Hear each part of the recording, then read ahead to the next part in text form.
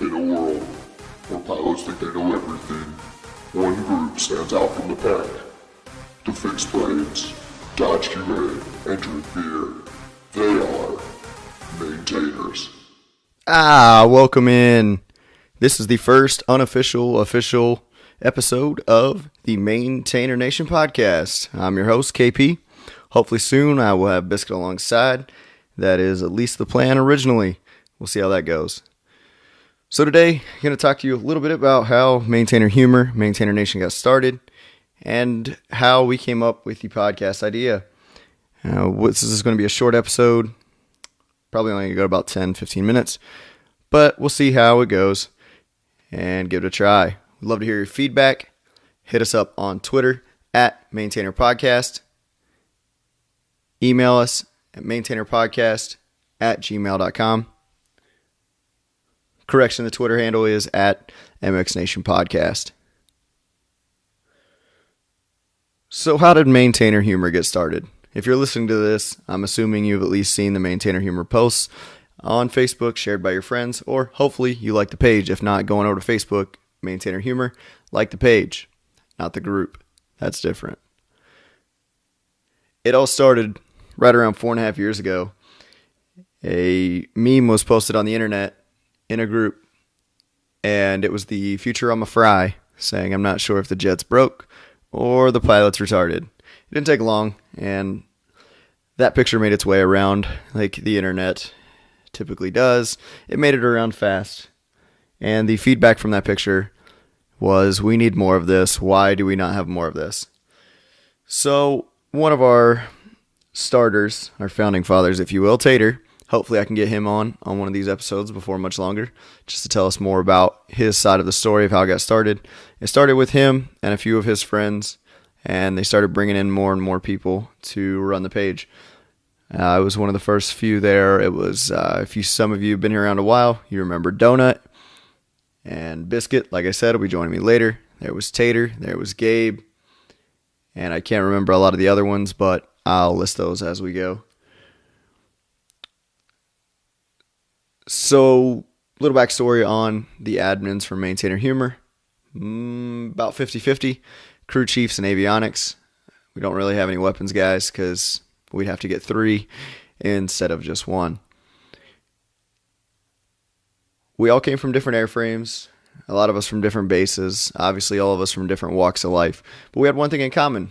We were all proud maintainers. We like making fun of nonners. We like making fun of people that didn't share the same struggles that we had. So that page, now our community has grown to over 83,000 likes on Facebook, and hopefully it continues to grow.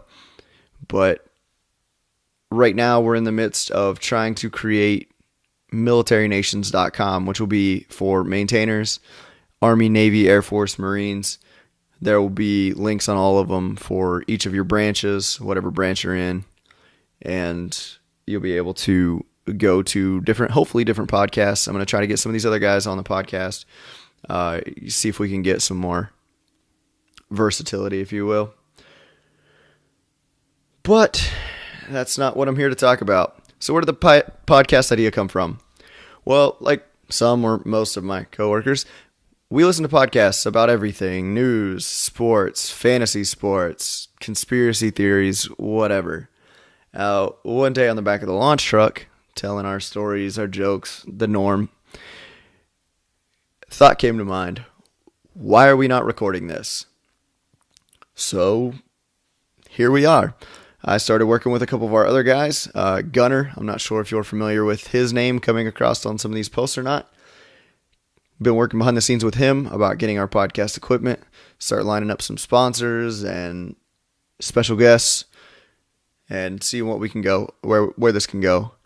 Obviously, I'm doing this for you, the maintainers. I myself am a maintainer, though I'm living a nonner life right now. So the plan with this podcast is hopefully once every 2 weeks, possibly once a month. But once we get it up and going, we will be trying to bring them out as often as we can. So follow us on Twitter, like us on Facebook. We'll be posting it all there. Hopefully you can find this podcast on iTunes, Spotify, and YouTube. If there are requests for other platforms, we will gladly look into putting it where you guys want it. I want it to be easiest for you guys to listen to this and on mid-shift if you're not doing anything, sitting around waiting to key the jets, whatever. Riding around the launch truck, deployed locations, whatever you may be. I want you guys to be able to interact with us, and I want you to be able to listen to these podcast episodes as they come out. Got some ideas for some of our special guests. Hopefully, I'll be able to get some people from senior leadership across the Air Force, whether retired or currently serving, and ask them about things that you guys want me to ask them about. So if you want to know what's going on with the Manning crisis, or what the Manning crisis was like back in '87 or whatever year it was for some of you older folks, we will be doing all of that. We want your feedback. This is designed for you guys. So, again, this is just the first episode. I'm just kind of telling you a little bit about what's going on, where this came from, where we hope to go. It's not really a funny episode. Sorry, don't have the stories and jokes lined up like I want to, but I thought I would go ahead and get this out there. Going to be sending this out to some of our early on supporters and friends, family, whatever. Give me your honest feedback. If I sound like shit, if you don't like the way my voice sounds, I apologize. I can auto-tune it, but then it's going to sound really stupid.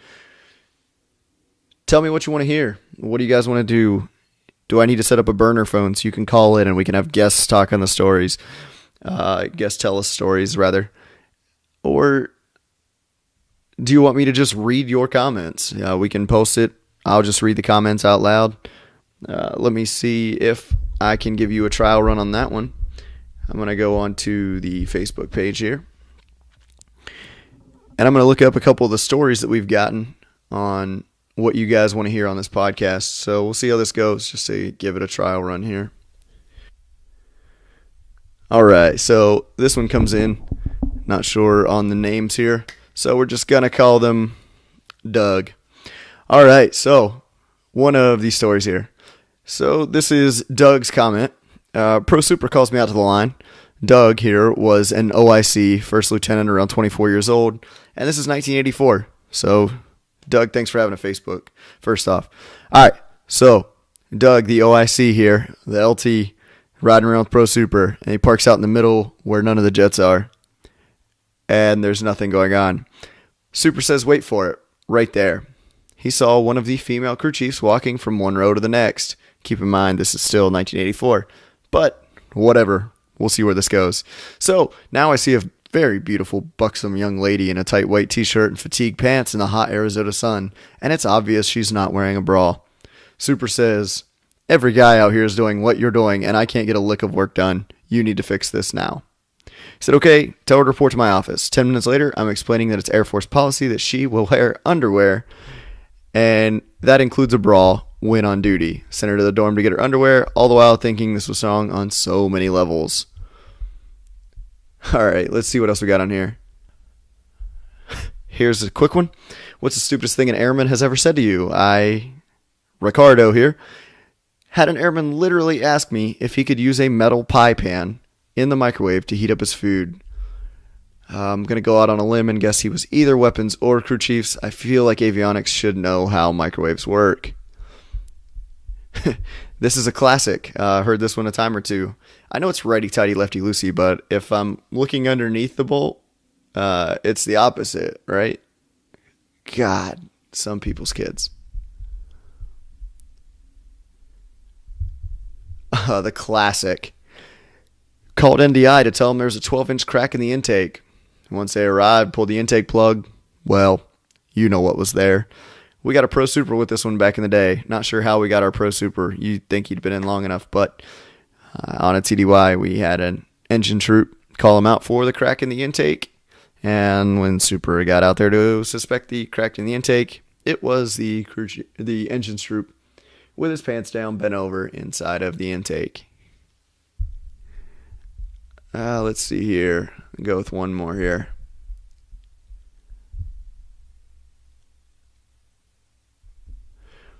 Oh man, if I had a nickel for every time I've had a volume right up. This one here had a pilot.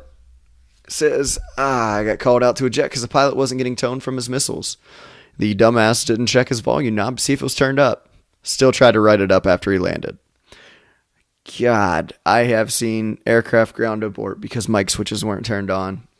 That's, to me, impressive. How do you not think to turn your mic on when your mic's not working? Impressive.